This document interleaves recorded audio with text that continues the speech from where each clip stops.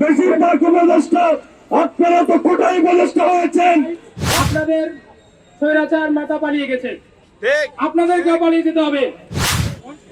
নতুন এই বাংলাদেশে কোটা নিয়ে কথা বলা যেমন ছাত্র জনতার জন্য লজ্জাজনক, একই সাথে আমাদের উপদেষ্টা পরিষদ যারা এই কোটা আন্দোলনের উপর ভার করে আজকে তারা মসজিদে বসেছে, তাদের যদি লজ্জা থাকে তাহলে তাদের এই নতুন করে যে কোটা নিয়ে আন্দোলন হচ্ছে এই আন্দোলন দেখে তাদের মরে যাওয়া উচিত। স্পষ্টভাবে আমরা বলে দিতে চাই, বেশিরভাগ উপদেষ্টা আপনারা তো কোটাই উপদেষ্টা হয়েছেন। আপনারা কিভাবে বুঝবেন প্রত্যন্ত অঞ্চলের একজন শিক্ষার্থী 72-73 এমনকি 75 পেয়ে চান্স না পাওয়ার যে দুঃখ, সেটা তো আপনারা বুঝতে পারবেন না। বাংলাদেশ এবং ইন্ডিয়ার মধ্যে একটা যুদ্ধ, কারণ বাংলাদেশের শিক্ষা ব্যবস্থা, বাংলাদেশের চিকিৎসা ব্যবস্থা, বিশেষভাবে চিকিৎসা ব্যবস্থাকে দুর্বল করে দেওয়ার এটা একটা ষড়যন্ত্র। আমাদের দেশের সাধারণ মানুষকে এমনিতেই চিকিৎসার ক্ষেত্রে ইন্ডিয়ামুখী করা একটা বিষয় আমরা দেখতে পাচ্ছি। সেই ক্ষেত্রে যদি একজন মানুষ 40-41 পেয়ে চান্স পায়, সেখানে একজন 73-74 পেয়েও চান্স পাচ্ছে না, এরকম অনেক শিক্ষার্থী আছে। বিশেষভাবে সেকেন্ড টাইমে অনেকে আছে 76-77ও পেয়েছে, কিন্তু তারা সুযোগ পায় নাই।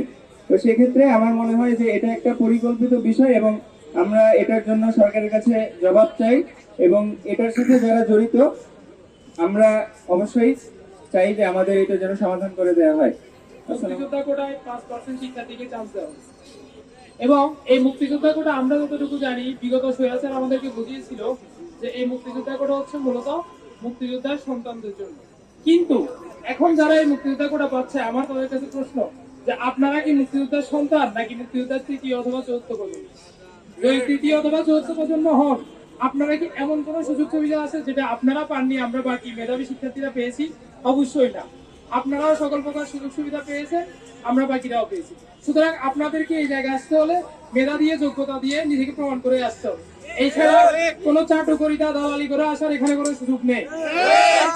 আর বিগত স্বৈরাচার আমরা জানি এইসব কোটা সিস্টেম দ্বারা মূলত তথাকথিত মুক্তিযোদ্ধার নামে তাদের দালালদেরকে বিভিন্ন শিক্ষা প্রতিষ্ঠানে প্রবেশ করিয়েছে, এবং ওই দালালরা ওই স্বৈরাচারের নেতাদের পা চেটে শিক্ষা প্রতিষ্ঠান নিজেদের আধিপত্য ধরে রেখেছে।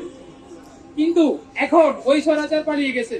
ওই স্বৈরাচারের যে অনুসারীরা এখনো আমাদের অফিস আদালতগুলোতে বসে আছে এবং বসে থেকে ভাবতেছে তাদের ওই কার্যক্রম তারা পুনরায় চালিয়ে যাবে এবং তাদের দালালকে আবার প্রবেশ করাবে। এই অযোগ্য লোকদেরকে মেডিকেল শিক্ষা ব্যবস্থা, বুয়েট শিক্ষা ব্যবস্থা সহ পাবলিক বিশ্ববিদ্যালয়গুলোতে প্রবেশ করিয়ে তাদের যে স্বার্থ সেটা হাসিল করে যাবে। তাদেরকে আমরা বলতে চাই, আপনাদের স্বৈরাচার মাথা পালিয়ে গেছে, আপনাদেরকেও পালিয়ে যেতে হবে। মনে রাখবেন, আপনারা যদি আমাদের এই প্রজন্মের জেনজি এর ভাষা বুঝতে না পারেন, আমি উপদেষ্টা পরিষদকে অনুরোধ করবো এই স্বৈরাচারের দোষকদেরকে ছুড়ে ফেলুন, ওই অফিস থেকে এই স্বৈরাচারের দোষকদেরকে ছুড়ে ফেলুন।